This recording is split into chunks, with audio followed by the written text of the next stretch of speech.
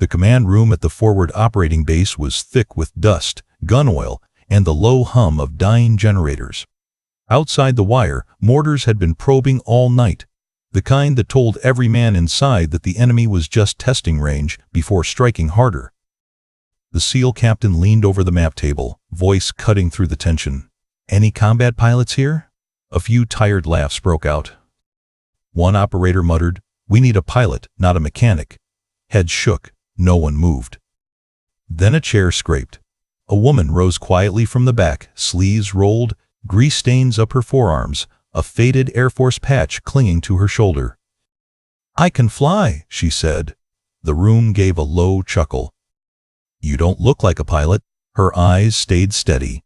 "I can put the Warthog in the sky in 5.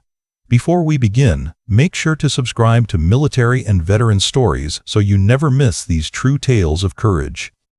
Tell us in the comments, where are you watching from today?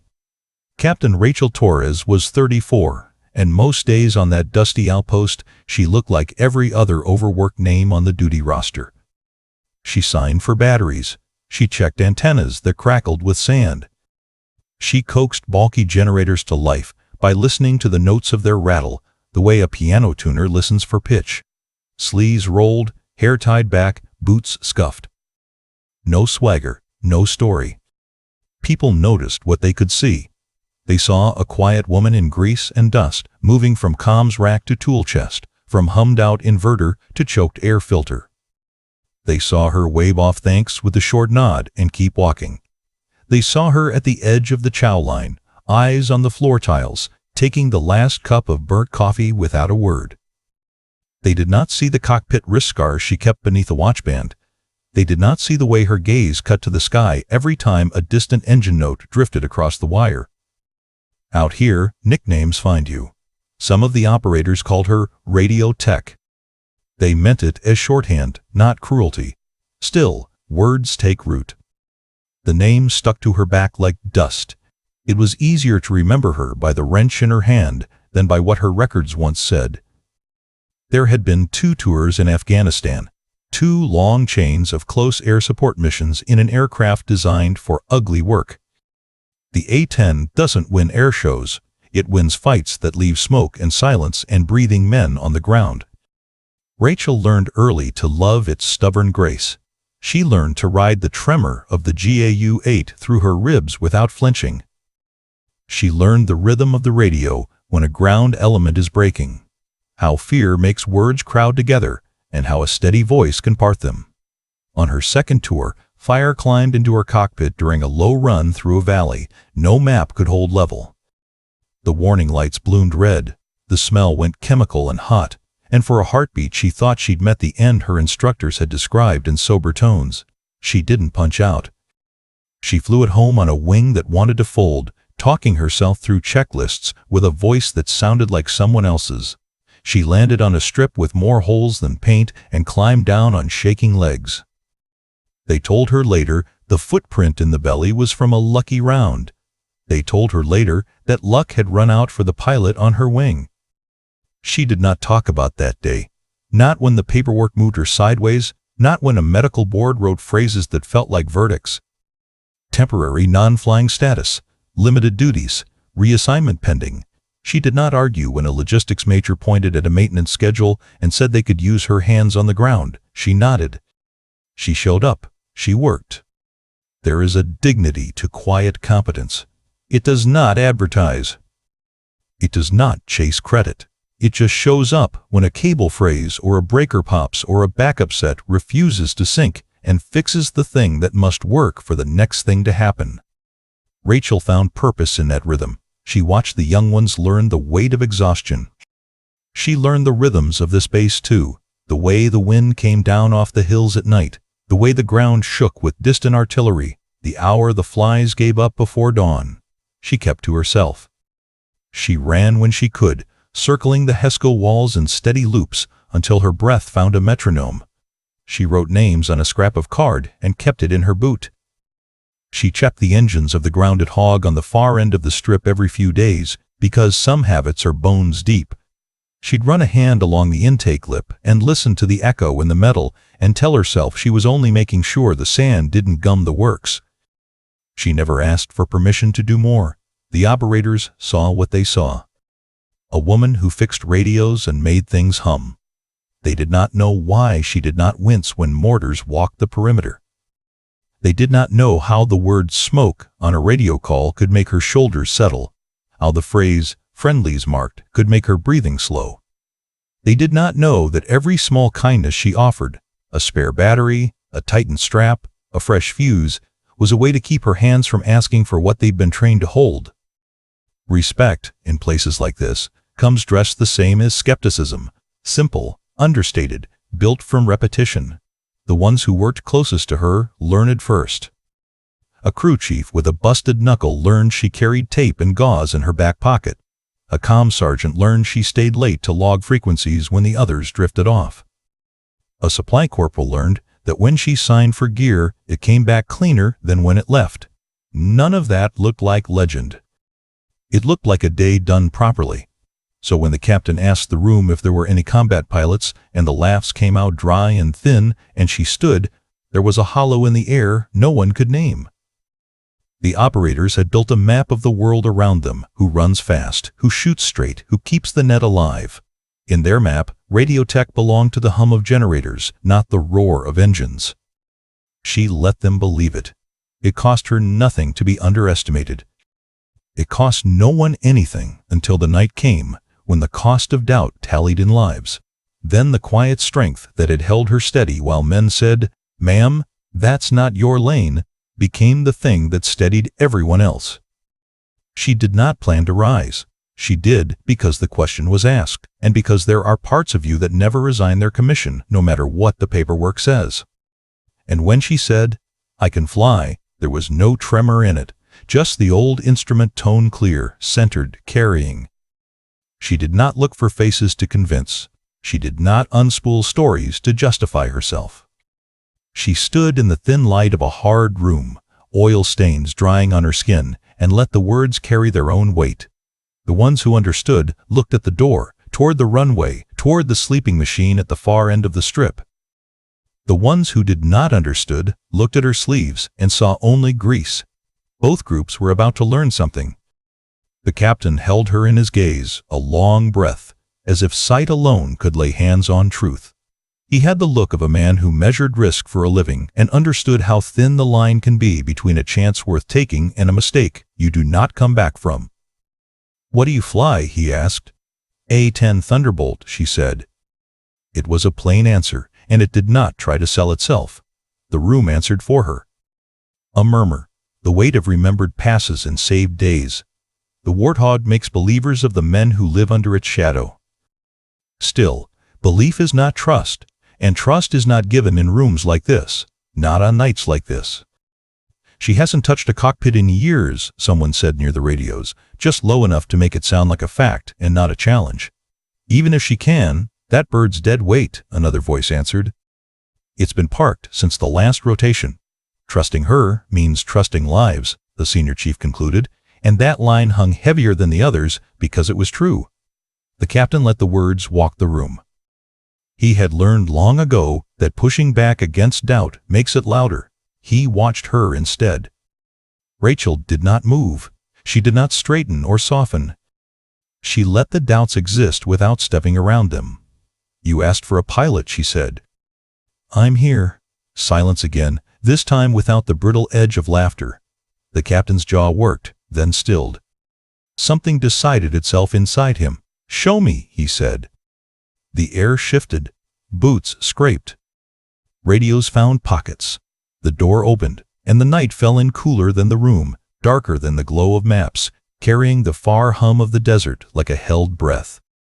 They stepped into the alley between bunkers, the sky crisp with indifferent stars. Floodlights threw white cones across the runway, leaving black pools between. The base felt both too small and too endless. On the edge of the strip, under a sagging net, the A-10 crouched like a memory refusing to be boxed. Two operators flanked Rachel without being told, not to guard her, but because moving beside someone is a way to own the risk together. The captain paced a step behind, hands at his sides, eyes everywhere. Doubt traveled with them like a fifth shadow. "That thing hasn't flown since spring," a young operator said, "not to her but to the air." "Then spring will have to forgive us," Rachel said, and the ghost of a smile touched the captain's mouth before it was gone. Up close, the Warthog looked as it always looks, older than it should be, stronger than it looks, purposeful in a way sleek jets cannot fake. Paint sand blasted thin along the leading edges, fasteners rubbed bright, tires dusty, a nose that was really a cannon with an airplane built around it. The floodlights caught the 7 black mouths of the barrels and threw a cold gleam across them. A crew chief stepped out from the shadow of a tool cart, wiping hands on a rag that would never come clean. He started to say something sharp, then stopped when he saw Rachel's face, his head tipped, puzzled, then intent. "Torres?" he said, as if testing a word he hadn't spoken in years. "Valk?" She tipped her chin once, almost a request. "Not now." The chief swallowed whatever name had climbed his throat. "Power's been preserved. We spin engines every few days to keep her lungs clear. Hydraulics are cranky but responsive. If she goes, it'll be because someone talks to her like she's meant to fly." "I'll talk," Rachel said. The chief squinted at the captain. "Sir, she's got 5 minutes," the captain said. "Then we either fight with what we have, or we fight with what we wish we had. Copy." The whispers had followed them to the edge of the net. "She's not even in a suit. That's not a helmet. She's going to duct tape the sky together?" They were not cruel, those lines. They were what fatigue does to men who have had good luck used up on them for too many hours. Doubt is a tired man's shield. Rachel did not answer any of it. She stepped to the ladder and put a hand on the skin of the jet, the way you touch the shoulder of a friend who has stood up for you in rooms where your name was not spoken with kindness. The metal was still warm from the day she climbed without hurry.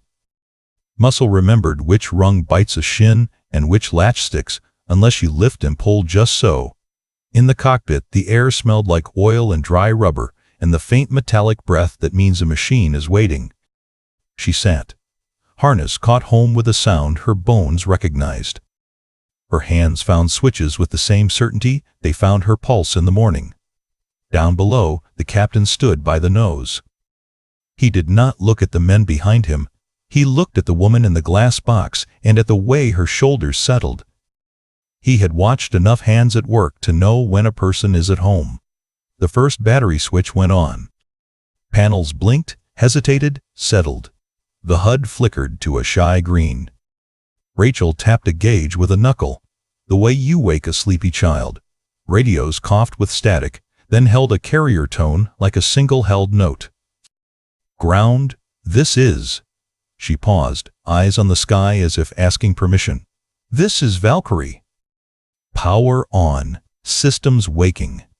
The word slid across the tarmac.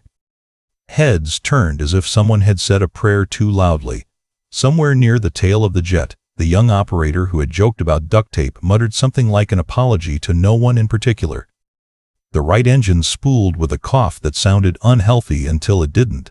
It caught, the way a stubborn heart catches, then built to a steady turbine hum that vibrated through the ladder rungs and into the bones of the men standing near. The left engine followed, more willing, less smoke. The floodlights trembled in their housings with the frequency of it. "Hydraulics, green enough," Rachel said, "more to the jet than the humans. Inverters good. Flight controls, talk to me, good."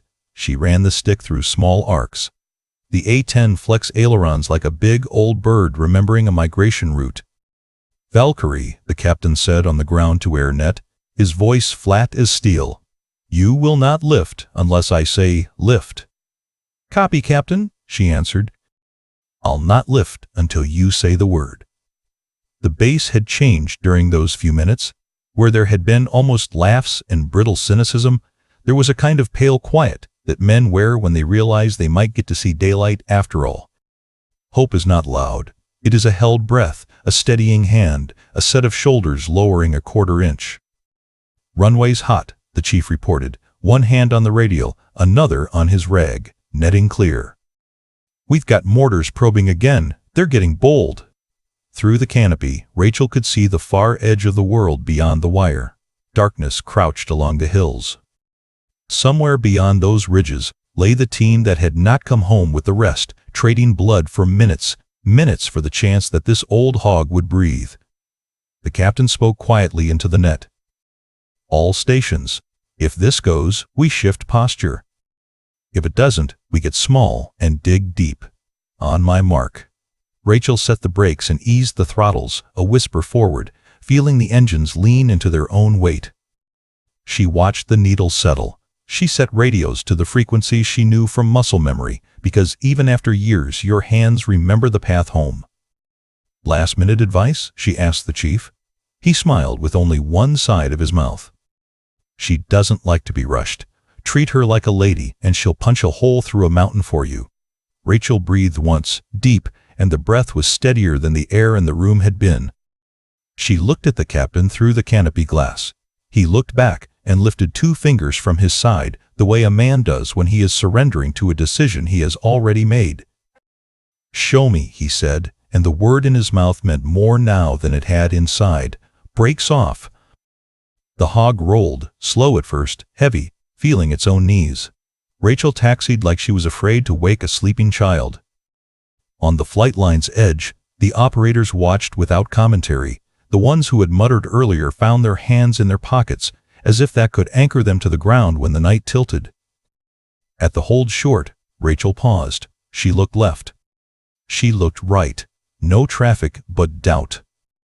She set the throttles forward and felt the surge roll through her legs and up her spine. The hog's nose dipped as it leaned into the pull, then rose just enough to make its own argument with gravity. "Valkyrie rolling," she said. The captain's voice came back, controlled, a man giving permission to something he could not yet fathom.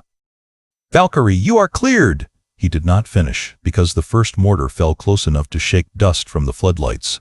Men ducked by instinct. The siren that lived at the back of every head on base raised its voice. The second round fell farther off, feeling for them with blind hands. Rachel didn't flinch. She eased the power up a notch more, not to be dramatic, but to be efficient. The runway lines slid under her, black, white, black, rhythmic as a heartbeat.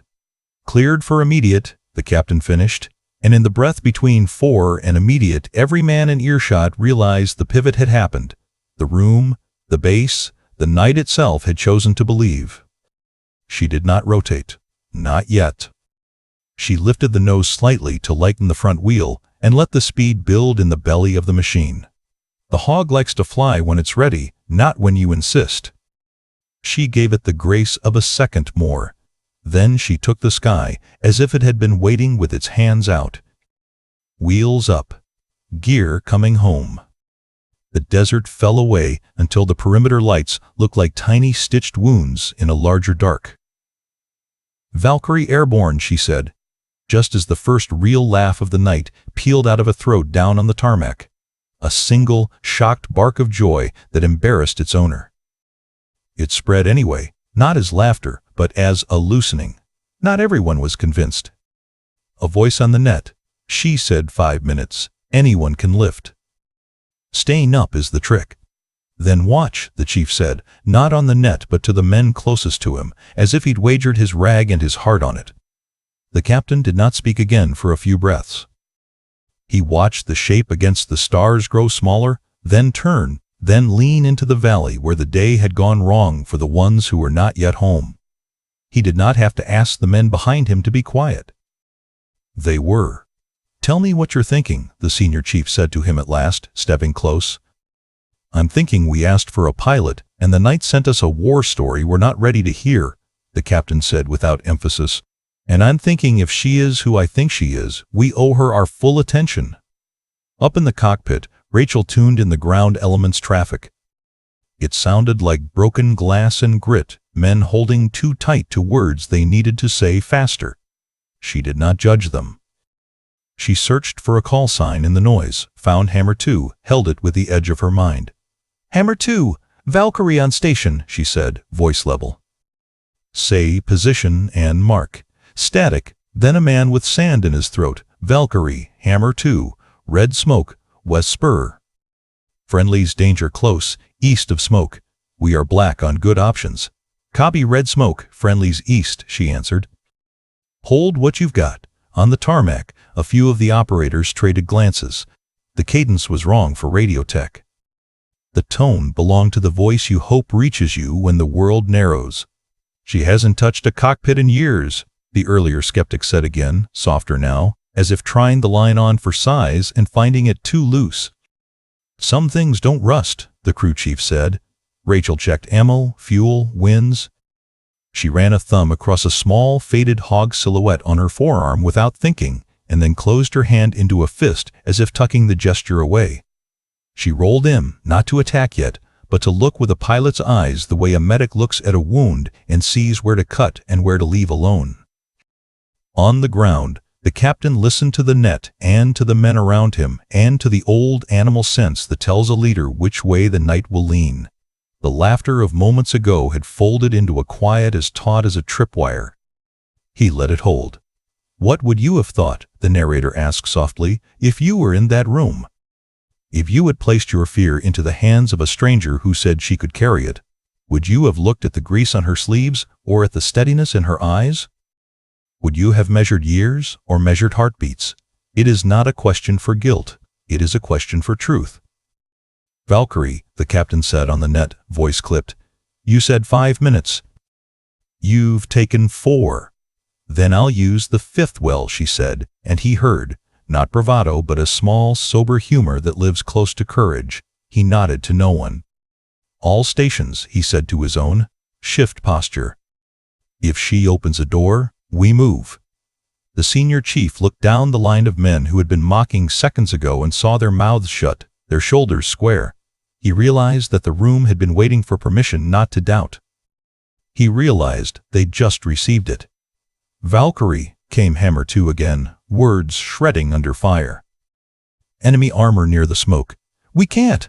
Rachel rolled the aircraft onto a shallow attack heading, the way a pen glides into the first stroke of a signature you have practiced your whole life.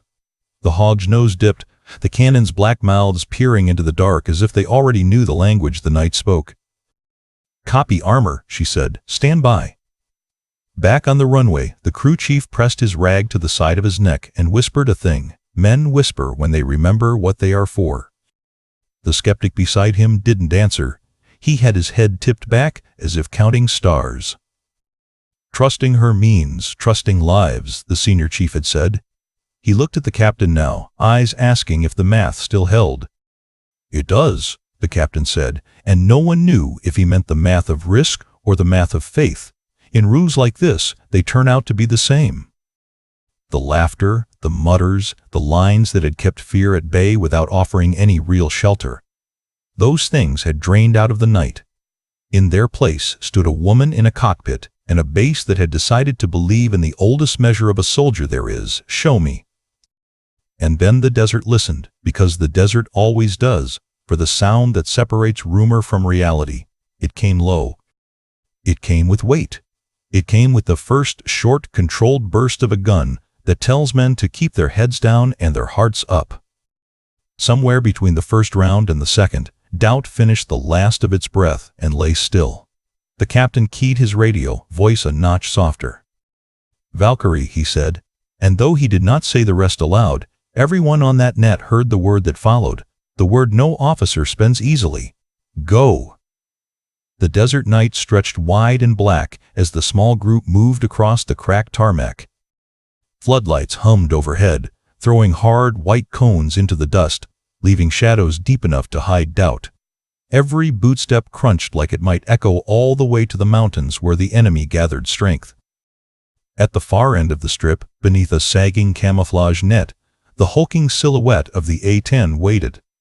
The Warthog always looked more like a beast than a machine, squat, heavy, almost ugly. But to the men who had ever heard its roar over a firefight, it was the kind of ugly you prayed for. Rachel Torres walked with measured steps. Not fast, not slow. Just steady. A pair of SEALs flanked her, rifles slung, eyes scanning the horizon as if the night itself might test them. Behind, The captain kept his gaze fixed on her back, his silence louder than any of the whispers that followed. "Bet you can't even get it to turn over," one operator muttered under his breath. "She's gonna waste time we don't have," another replied. "That bird's been sitting dead longer than I've been here." A few of them chuckled, not cruelly but with the brittle edge of exhaustion. Doubt was a currency, and they were spending it before fear could rob them blind. Rachel didn't answer. She let the words fall behind her like gravel in the dark. Her eyes never left the shadow under the net, and when she reached it, she stopped short, not to hesitate, but the way a soldier pauses at the threshold of something that matters. The crew chief was already there, a wiry man with sleeves rolled and grease ground into every crease of his hands. He stepped out from the shadows, rag tucked in his pocket, eyes narrowing as he caught sight of her face in the floodlight. His voice was rough, uncertain. "Torres?" "Wait!" His brows knit tighter. "Valkyrie Torres?" A ripple ran through the SEALs around him, but one of the younger operators snorted and shook his head. "Valkyrie? That's some kind of nickname? Sounds like a campfire story." The chief closed his mouth, but his eyes never left her. Recognition had already set its hook, and the respect in it was unmistakable. Rachel gave the barest shake of her head. "Not now." The chief swallowed the rest of his thought and stepped aside, wiping his palms on the rag. His silence said more than any argument could. She reached up, tugged her sleeve higher against the warm night, and a faint tattoo caught the light. A small, faded silhouette of a hog, no bigger than a coin, inked into the skin of her forearm. One of the SEALs caught sight of it and smirked. "Cute. She's got the cartoon before she's got the license." But another man leaned closer, frowning. He knew enough to recognize the shape wasn't just art. It was a mark earned in squadrons where call signs outlast names, where only the pilots who had truly fought in the hog wore it. Rachel didn't explain. She never did. She only rolled her wrist, checking her watch, and as she did, the light revealed another mark, a pale, jagged burn scar trailing across the thin skin near her veins. The kind of scar you don't get from tools or wires. The kind of scar you only get from fire where fire shouldn't be. For a long moment, the men stared. Questions brewed. But Rachel was already moving toward the ladder. Somebody muttered from the back, "She's not even suited. Watch her stall the engines and blow the last of our fuel." Another voice, gruffer, carried the doubt like a challenge. 5 minutes says she doesn't get past the battery switch. Make it 10. The captain raised his hand, silencing the chatter without looking away from her. His face gave nothing, but his silence was a shield she hadn't asked for. He would let her prove herself, or fall in front of every one of them. Rachel stepped beneath the nose of the aircraft. Her hand brushed the metal, palm flat against the paint scuffed raw by sand and years. She whispered low, not for anyone else to hear. "Come on, girl, wake up." The words weren't desperate. They were familiar, like greeting an old friend you hadn't seen in too long, but still knew by heart. She climbed the ladder with calm precision. No hurry, no hesitation. Inside the cockpit, the stale air smelled of oil and dust, the kind of air that told most men this machine had been sitting too long. But to her, it smelled like home. She slid into the seat, harness buckles clicking into place with a rhythm her body remembered better than her mind. Her fingers moved across the panels, not frantic, not uncertain. She touched switches like a pianist reacquainting herself with keys she'd played for years. Below, the SEALs shifted. Some crossed arms, others lit nervous cigarettes. They had seen too many promises die quick deaths to trust easily. Their eyes climbed the ladder, searched her silhouette through the canopy, waiting for the moment when talk met reality. The crew chief stood near the nose, watching her hands move inside the cockpit. His jaw tightened. He'd seen thousands of starts, watched rookies fumble, and veterans coax life from metal.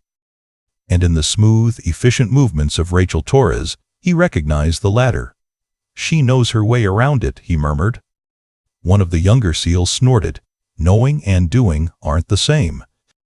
Let's see if it coughs to life." Inside the cockpit, Rachel pressed the master switch. Lights flickered. Gauges twitched. She tapped one with her knuckle. and the stubborn needle slid into place. The HUD flickered faintly green. She nodded once, satisfied.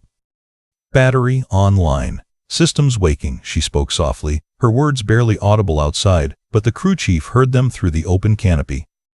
His lips pressed thin. The tone wasn't guessing. It was knowing. Outside, whispers kept circling. Some doubted. Some argued. But the atmosphere had shifted. It wasn't just disbelief anymore.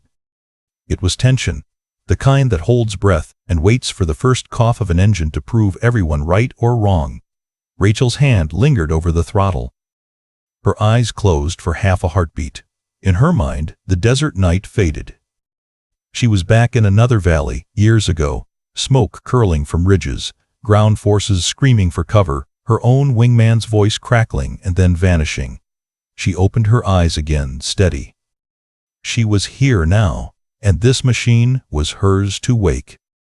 She set the sequence in motion. The right engine coughed, belched smoke, then whined like an animal too long caged. It faltered, wheezed, then caught. A roar rolled across the tarmac, deep and guttural, vibrating through the ground under the SEAL's boots. Heads snapped up. Even the skeptics fell silent. The left engine followed, smoother, more willing, its turbine note rising until the whole aircraft trembled like a predator stretching after long sleep. Dust whipped into the floodlights. Shadows danced across the tarmac. For a moment, the night seemed to lean toward the sound. Rachel's hand rested lightly on the throttle, her other brushing the stick, coaxing controls through their arcs. The A-10 flexed its ailerons, rudder shifting in small deliberate moves, like a fighter shrugging off cobwebs. Down below, one of the SEALs who had bet against her spat into the dirt, eyes wide. "No way." "She's actually—" The captain's voice cut him off, quiet but sharp. "Watch." The crew chief's rag hung limp in his hand. His eyes glistened faintly under the floodlight as he whispered to himself, "Valkyrie's back." Rachel said nothing to the men. She only muttered to the jet itself. "Good girl. Let's remind them what you can do." And the Warthog answered with a steady, hungry growl that no one on that base would ever mistake for anything but salvation. The first engine's cough turned into a full-throated growl, and the second followed with a roar that rattled the floodlights in their sockets. Dust lifted in sheets across the tarmac, caught in the hot breath of turbines long silenced. Men raised hands to shield their eyes, mouths set in hard lines as the old beast shook the ground awake. Rachel Torres sat steady in the cockpit, her helmeted head framed by the glow of flickering instruments. Her lips moved in calm sequence, checking off each system, her voice a low murmur only the radios caught. Hydraulics responsive. Generators stable. Fuel flow within tolerance. "Valkyrie to ground," she said, voice carrying across the net with unshakable calm. "Systems green. Engines hot." The SEAL captain stood at the nose of the plane, headset pressed close. His jaw flexed, unreadable, but his silence told the story. Around him, the men who had scoffed minutes earlier stood shoulder to shoulder, their laughter gone. The Warthog was awake, and every man there felt the shift. "She wasn't bluffing," one of the younger operators whispered, the words torn from him before he could stop them. Rachel set the brakes and eased the throttles just enough to feel the beast lean into its leash. The A-10 responded with a deep tremor that traveled through her bones and into the chests of the men watching. For a moment, the sound swallowed the night. The kind of sound ground troops remember years later, not as noise but as deliverance. She keyed the mic again, tone professional, unshaken. "Request taxi clearance." The captain hesitated a heartbeat, then nodded toward the crew chief. His voice came through the net. "Valkyrie, cleared to taxi. Runway yours." The nose wheel began to roll. Slowly at first, the aircraft crept from under the sagging net, its hulking frame catching the harsh light. The paint was faded, edges worn, but its presence was undeniable. The A-10 Thunderbolt wasn't built to dazzle, it was built to endure. And endure it had. Boots scraped the tarmac as the SEAL shifted closer, eyes locked on the strange, impossible sight. One muttered, "Damn thing looks like it belongs in a museum." Another answered quietly, Museum pieces don't growl like that.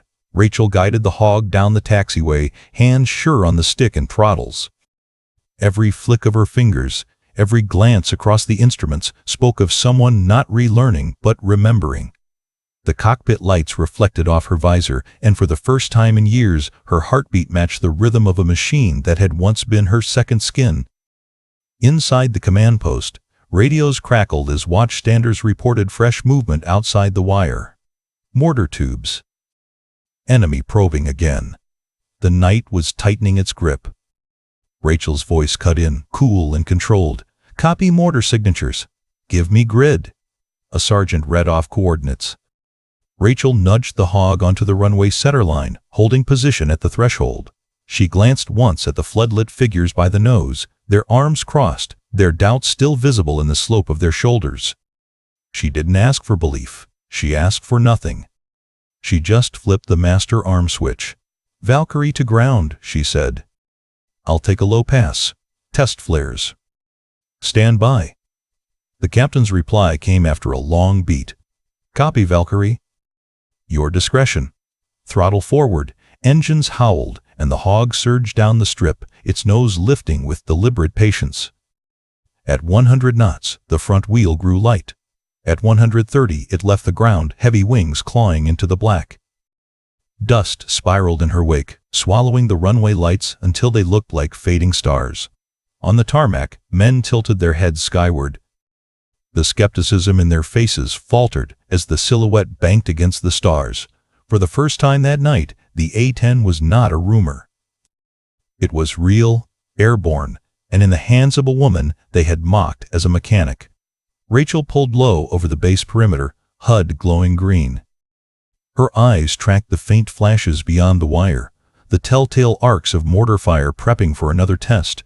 She flipped the countermeasure switch, and flares spat from the wings, brilliant streaks that split the dark like falling comets. The desert lit for an instant, shadows fleeing across the sand. Below, the enemy team froze. To them, the sudden eruption of fire in the sky meant one thing: aircraft overhead, awake and hunting. Their confidence fractured. Mortar tubes abandoned, they melted into the black hills, their bold probing cut short. Inside the base, the effect was immediate. The sudden wash of light, the unmistakable thunder overhead, the retreat of distant fire. It all fell into the men's chests like oxygen. A younger SEAL whispered, almost reverently, "Holy hell, she just scattered them." No one laughed. No one scoffed. Silence fell, heavy and electric. They had seen a test run, nothing more. A pass, a scatter of flares, a simple pushback. Yet it had shifted the balance of the night. Rachel keyed the radio again, steady as stone. Mortar threat neutralized. Perimeter clear for now. Returning overhead. The captain exhaled, a sound more felt than heard. His men exchanged glances, their doubt bending, reshaping into something unfamiliar: respect. Not yet full, not yet complete, but rising.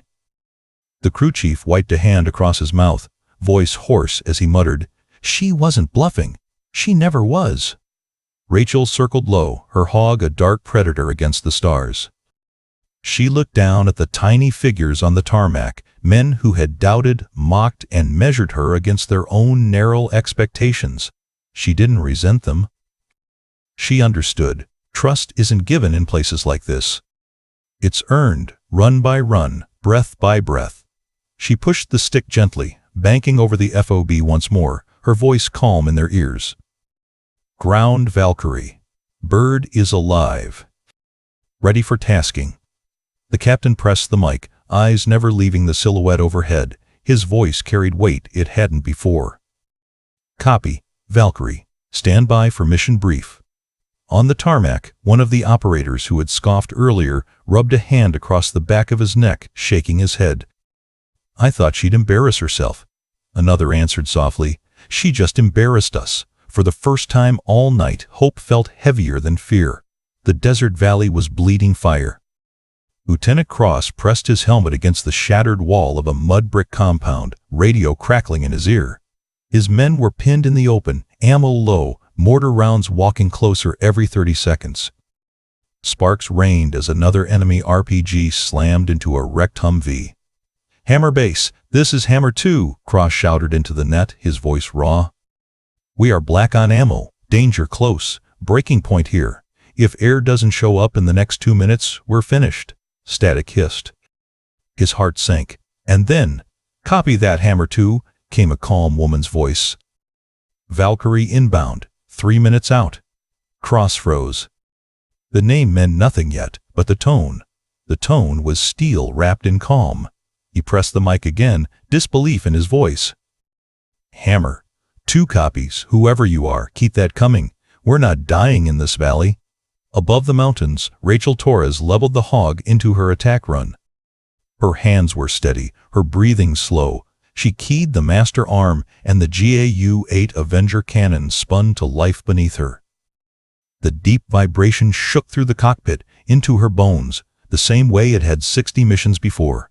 She found the red smoke marking friendlies, locked her reticle on a cluster of enemy vehicles circling like wolves, and squeezed. The Warthog spat fire. A torrent of 30mm shells tore through the night, molten streaks hammering armor, shredding trucks, detonating fuel. The valley lit with fireballs, shockwaves rolling across the ridges. Enemy fighters screamed and scattered. On the ground, SEAL operators ducked as dirt and debris rained. For a heartbeat, they thought the sky itself was collapsing. Then they looked up and realized what had happened. Their killers were burning. The Hog was overhead. Cross's radio hissed again with her voice, still calm. "Hammer 2, targets neutralized. Corridor opening north." "Push on my mark." Cross felt his throat close. He keyed his mic with a choked laugh. "Copy. Valkyrie, you're a damn angel. Keep talking to me." Back at the FOB command room, every man leaned toward the net. They had heard the cannon in the distance, its monstrous growl unmistakable even through static. They had heard Cross's voice break from despair into stunned relief. The senior chief folded his arms, eyes narrowing. "Captain, who the hell is she?" The captain didn't answer. He was watching the scope, watching the icons of men on the ground moving again because one pilot had given them room to breathe. But the chief pressed again, voice rough. "Sir, we're betting lives on her. We don't even know her name." Silence hum heavy. Finally, the captain keyed his mic. His tone carried steel, not curiosity. "Pilot, this is Hammer Actual. State your call sign." In the cockpit, Rachel's lips pressed thin. She had tried to leave that name behind, tried to bury it with her reassignment, her quiet days turning wrenches. But names like that are not given. They are earned. And once earned, they never die. Her thumb pressed the comm switch. Her voice came steady, low, final. "Valkyrie." The word landed like a hammer. The command room froze. Men looked at each other, eyes wide, disbelief flickering into recognition. "Valkyrie." The senior chief's mouth opened, closed, then opened again. "No, that's impossible." But it wasn't. The stories had run through squadrons and across outposts for years. The A-10 pilot who flew into firestorms when no one else would. 60-plus CAS missions in 2 tours. Known for flying low, danger close, cutting paths for ground teams written off as lost. She had taken fire, lost her wingman, kept flying. Rumors said she had been grounded, burned, gone. And yet here she was, in their net. In their sky. The crew chief's voice cracked as he whispered to no one in particular, "I told you, Valkyrie's back." Around the room, operators who had mocked her hours ago stood silent, their doubt stripped bare. Every whisper, every chuckle about grease-stained sleeves and radio tech died in their throats. They understood now what they were looking at. On the tarmac, one of the younger SEALs exhaled hard, whispering, "We laughed at her." His voice trailed off into shame. The captain, still calm, keyed the mic again. "Valkyrie, Hammer Actual, you have control of the sky. Whatever you need, you call it." There was no hesitation in her reply. "Copy, Hammer Actual." "Weapons hot. I'll keep them off your men." The GAU-8 roared again, its growl rattling windows in the command bunker. Everyone inside the FOB went still, the sound vibrating through their chests, stirring something they hadn't felt all night. Faith. The senior chief turned slowly to the captain, shaking his head as if trying to clear it. "Sir, that's not just any pilot. That's the Valkyrie. Men told stories about her at Bagram. Whole platoons swore they were alive because she showed up when no one else could."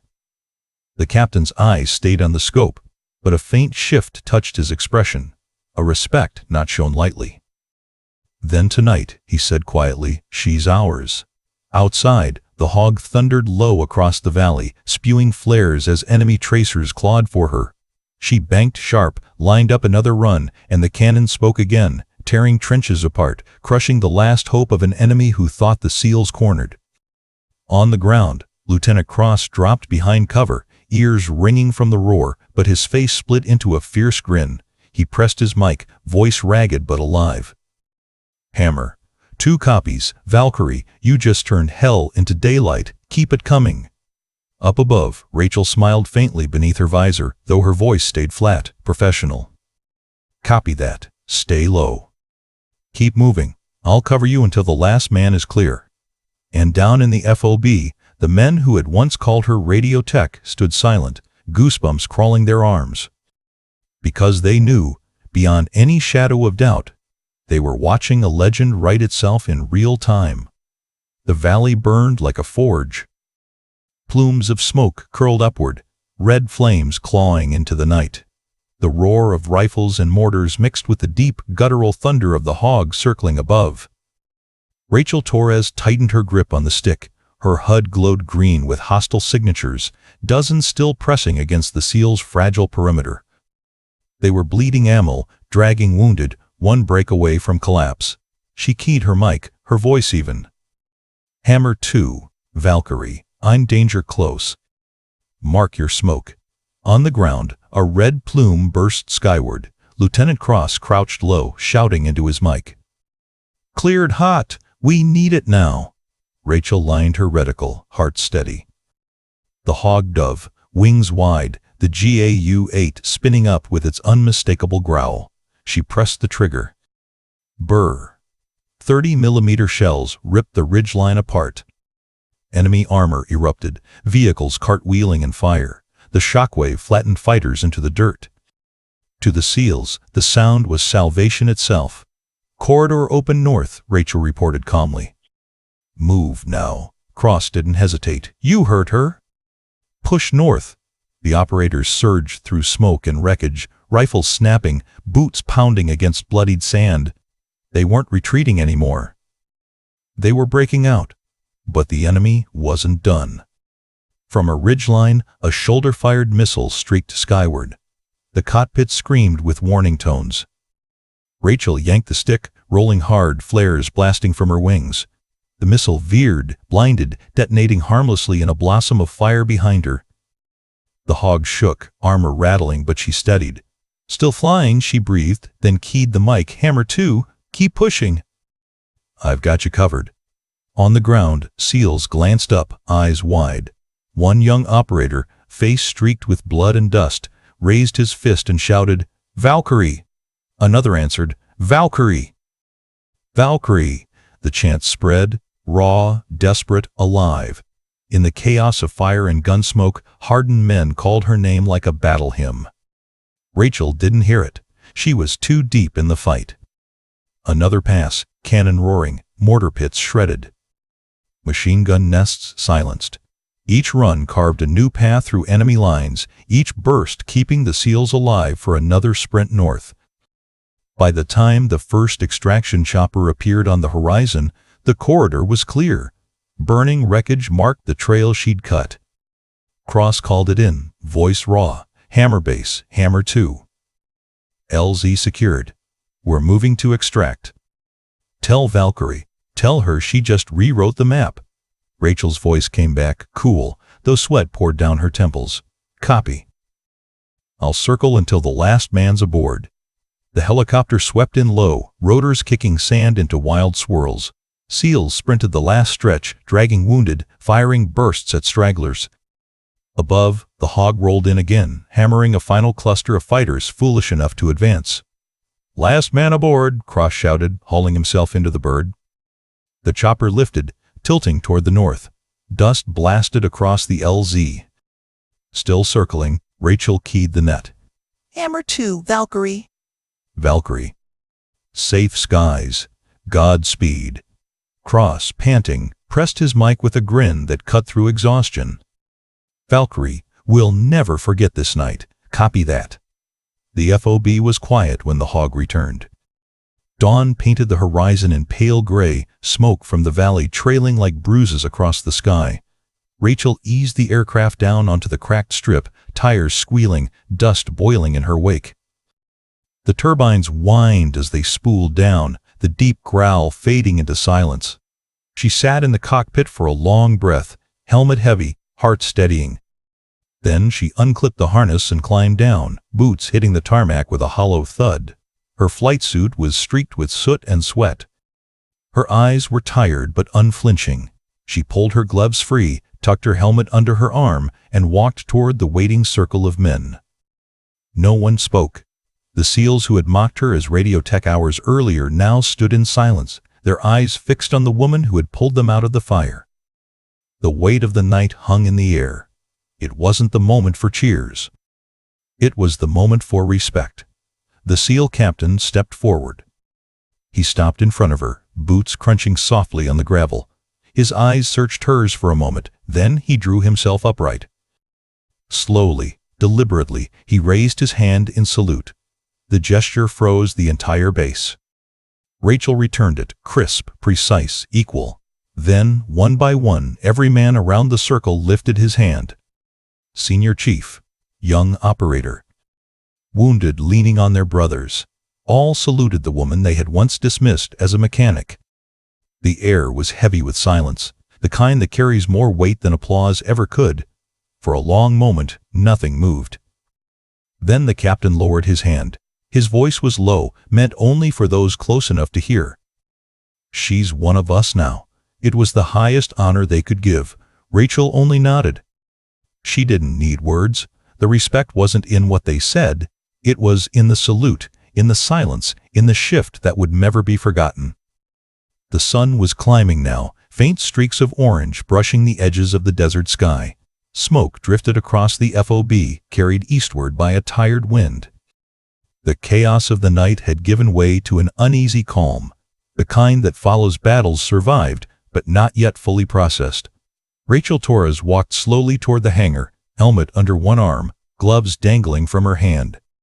Her steps were heavy, not from hesitation but from exhaustion.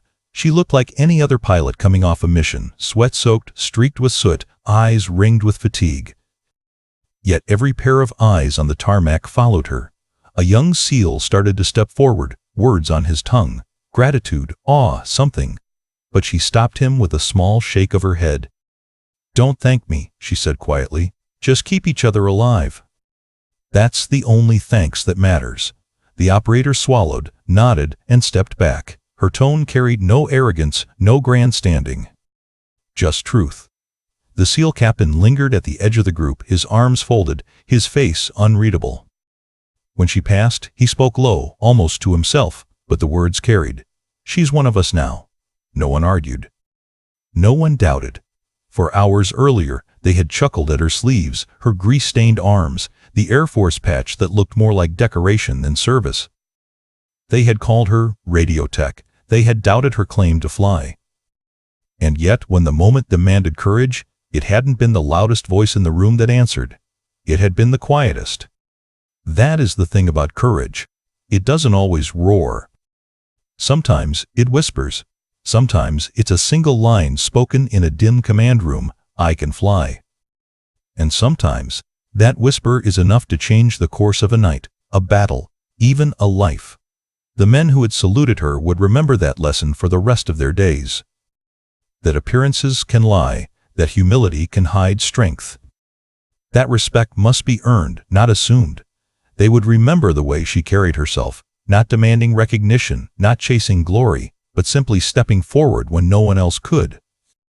They would remember how doubt had filled the air, how laughter had cut at her presence, and how all of it had been silenced by action. The moral of the night was clear. Doubt can blind. Doubt can convince you to measure a person by what you see, not who they are. But respect, true respect, is revealed in the fire of action. And humility is often the armor of the strongest among us. Rachel Torres hadn't needed speeches or promises. She hadn't needed to argue her past or flash credentials. She simply did what warriors have always done when the hour darkens and hope runs thin. She stood, steady, and answered the call. In that, she reminded every man present of a truth often forgotten, that valor isn't a performance, it's a choice. A choice made quietly, without certainty of recognition, but with absolute certainty of duty. By sunrise, the valley was still smoldering, the wreckage of enemy vehicles marking the path she had carved. But inside the FOB, the weight of the night had settled differently. The SEALs moved slower, more reflective, each carrying in silence the realization that they had been saved by someone they almost ignored. The captain, walking the perimeter later, was heard to mutter again under his breath, "She's one of us now." It wasn't an order, it wasn't a command. It was a statement of fact, and in the end, that respect meant more than medals or parades. It meant she belonged. It meant she was no longer the radio tech at the edge of the room. She was Valkyrie, the one who had risen when the room fell silent, the one who had saved brothers who were ready to die. For those who love stories of service, sacrifice, and quiet strength, her lesson rings clear.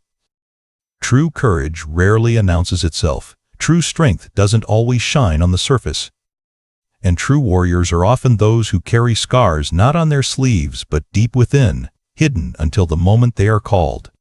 That night, Rachel Torres proved that heroism doesn't always stride into a room with fanfare. Sometimes, it sits quietly in the corner until the question is asked.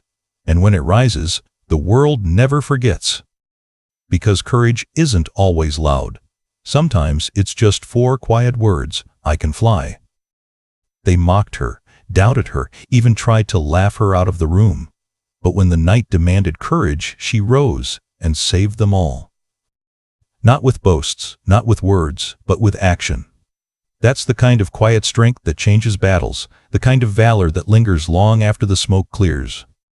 And that's why we tell these stories, to honor the men and women who remind us what courage truly looks like. If you enjoyed this story, please subscribe for more military and veteran stories.